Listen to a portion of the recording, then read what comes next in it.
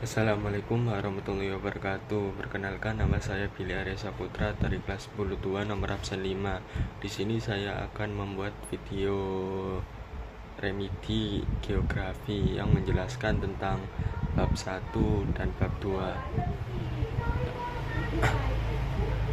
Yang pertama-tama yaitu bab 1, perkembangan ilmu teknologi. Ilmu geografi. Geografi sendiri berasal dari bahasa Yunani, yaitu geo yang berarti bumi dan grafien yang berarti lukisan. Definisi geografi menurut para ahli dibagi menjadi 3, yaitu pertama ada Bintarto yang menjelaskan bahwa geografi adalah ilmu pengetahuan yang menerangkan sifat-sifat bumi dan hubungan kasual gejala-gejala yang tersebar serta berasosiasi dalam ruang. Yang kedua ada Imade Sandi. Geografi adalah pengetahuan yang berusaha menemukan serta memahami persamaan dan perbedaan yang ada di ruang muka bumi.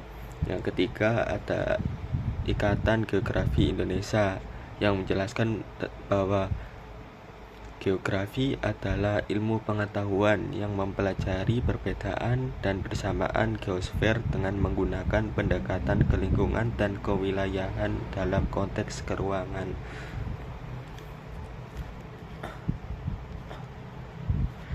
Definisi geografi sendiri yaitu ilmu yang mempelajari persamaan dan perbedaan fenomena, baik fenomena fisik maupun fenomena sosial, yaitu interaksi manusia dengan lingkungan fisiknya yang terjadi di ruang muka bumi serta mencari hubungan keterkaitan karena adanya interaksi antar fenomena tersebut.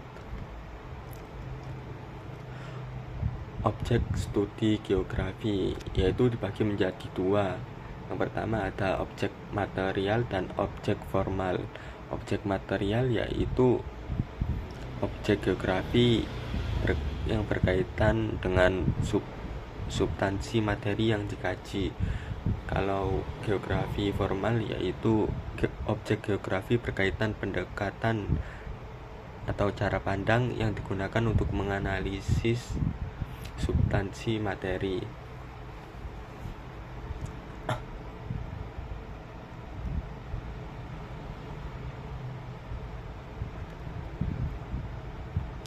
Adapun contoh objek material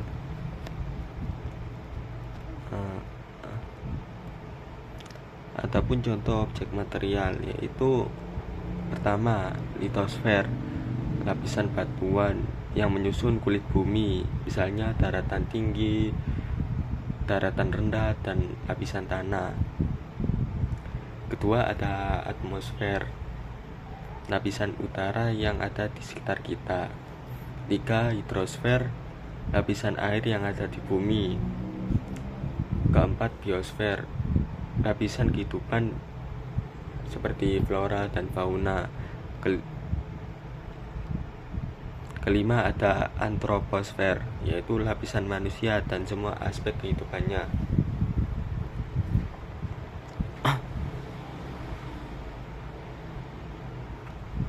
Dan ada juga contoh objek formal menurut Peter Haggett, yaitu pendekatan keruangan atau pendekatan spasial, pendekatan ke lingkungan atau pendekatan ekologi, pendekatan kewilayahan atau pendekatan kompleks wilayah. Aspek geografi dibagi menjadi 2, aspek non-fisik dan aspek fisik. Aspek fisik yaitu mengkaji kajian alam seperti topologi, abiotik, dan biotik. Adapun contoh topologi yaitu seperti bentuk muka bumi, lokasi, dan wilayah. Dan abiotik aspek terkait benda mati seperti tanah, air, dan udara. Biotik yaitu aspek terkait makhluk hidup, flora dan fauna. Dan aspek non-fisik ada juga, yaitu aspek non-fisik kebudayaan, ekonomi, dan penduduk.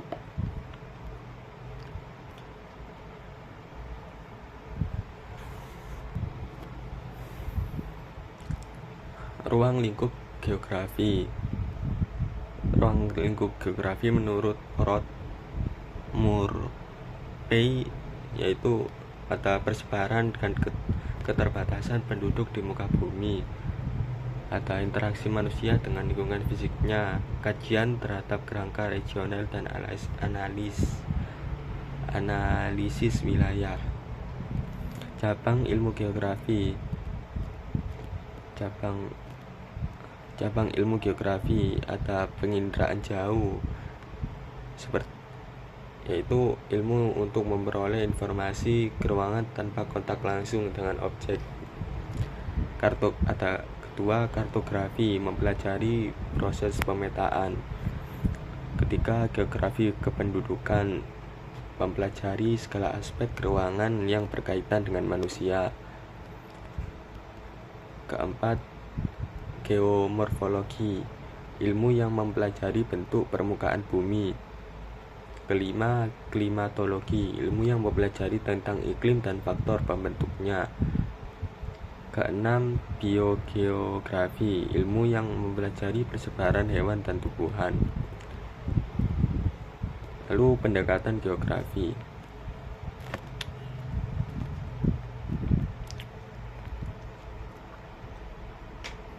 Pendekatan geografi menurut R. Binarto dan Surastopo Hadi Sumarno dibagi menjadi tiga, yaitu pendekatan keruangan, pendekatan kelingkungan, dan pendekatan kompleks wilayah.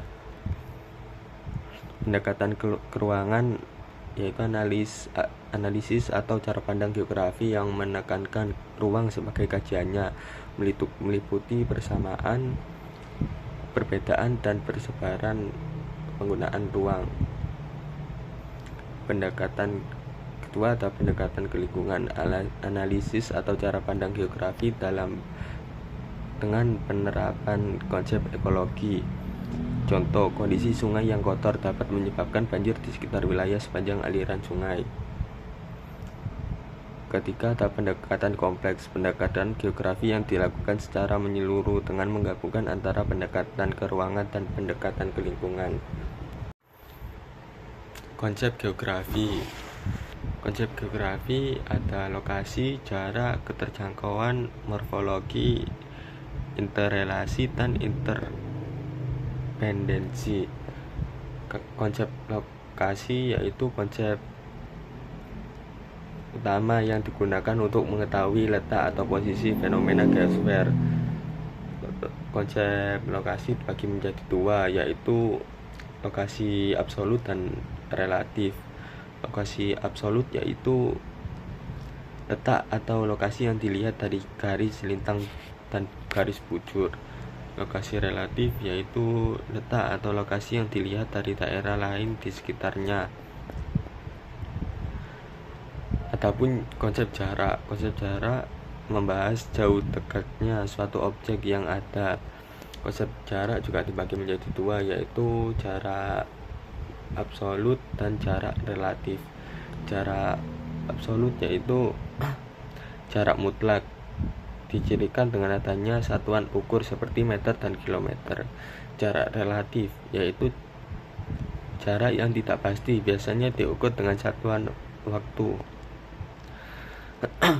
Konsep ketiga, konsep keterjangkauan, yaitu konsep keterjangkauan atau aksesibilitas adalah kemudahan untuk mencapai suatu objek.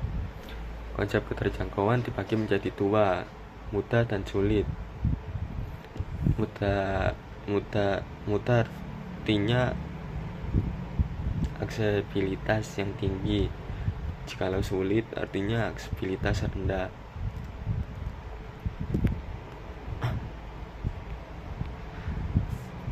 Keempat ada konsep morfologi.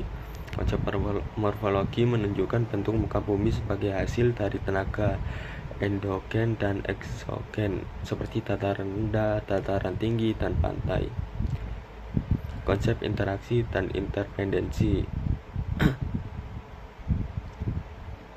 Interaksi adalah hubungan timbal balik antara dua wilayah atau lebih yang dapat menghasilkan fenomena, tampilan, dan masalah baru. Interdependensi adalah saling kebergantungan antara dua wilayah atau lebih.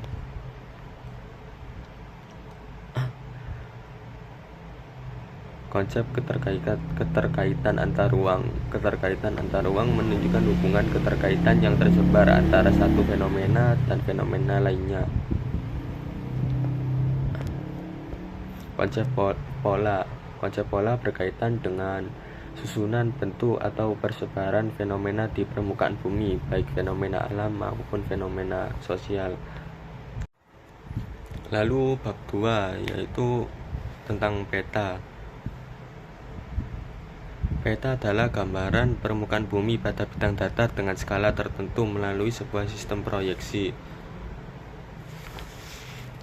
Jenis peta. Jenis peta berdasarkan isi yaitu dibagi menjadi dua, peta umum dan peta tematik. Peta umum yaitu peta yang menggambarkan permukaan bumi secara umum, baik bentang alam maupun bentang budaya. Peta tematik yaitu peta khusus yang memberikan gambaran tentang fenomena tertentu di permukaan bumi, atau disebut juga peta khusus.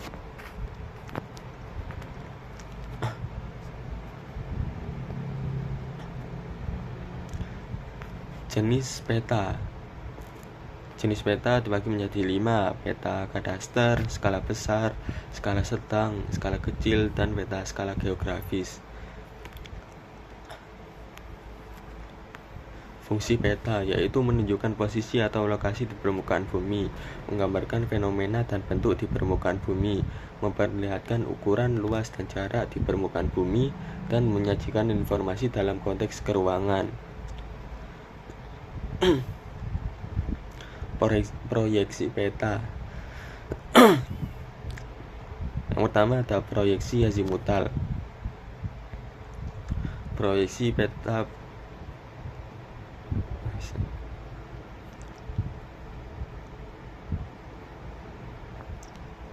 Yang pertama ada proyeksi azimutal, menggunakan bidang datar sebagai bidang proyeksi, garis bujur sebagai garis lurus yang berpusat pada kutub, garis lintang yang digambarkan dalam bentuk lingkaran yang konsentris mengelilingi bumi. Kedua, proyeksi kerucut, menggunakan bidang kerucut sebagai bidang proyeksi, cocok untuk memproyeksikan daerah lintang tengah. Garis lintang berwujud garis lingkaran, sedangkan garis bujur berupa jari-jari. Proyeksi silinder, menggunakan bilang silinder atau tabung sebagai bidang proyeksi, cocok untuk memproyeksikan daerah khatulistiwa. Lalu ada penginderaan jauh. Penginderaan jauh adalah ilmu seni dan teknik untuk merekam suatu objek, gejala, dan area dari jarak jauh tanpa kontak langsung dengan alat pengindera berupa sensor buatan. Komponen penginderaan jauh.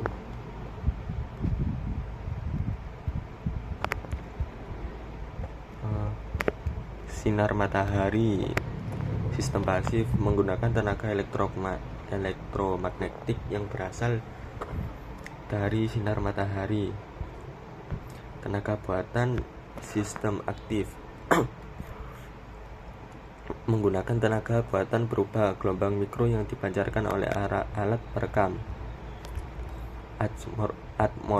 Atmosfer, tenaga elektromagnetik yang dapat mencapai permukaan bumi dan dapat digunakan untuk penginderaan jauh.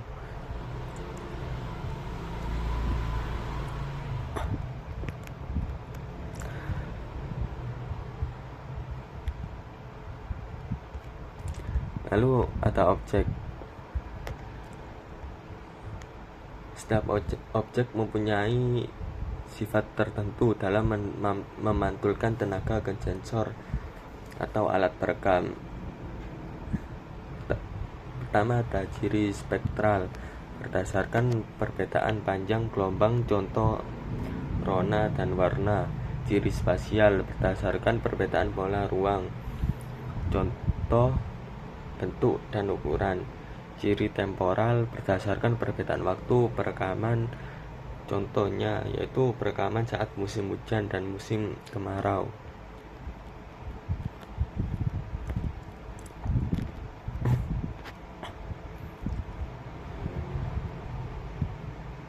Lalu ada sensor. Sensor dibagi menjadi dua, yaitu sensor fotografik dan sensor elektronik. Sensor fotografik menggunakan film sebagai detektor, menghasilkan foto udara. Kalau sensor elektronik menggunakan tenaga elektrik pada spektrum yang luas, menghasilkan citra.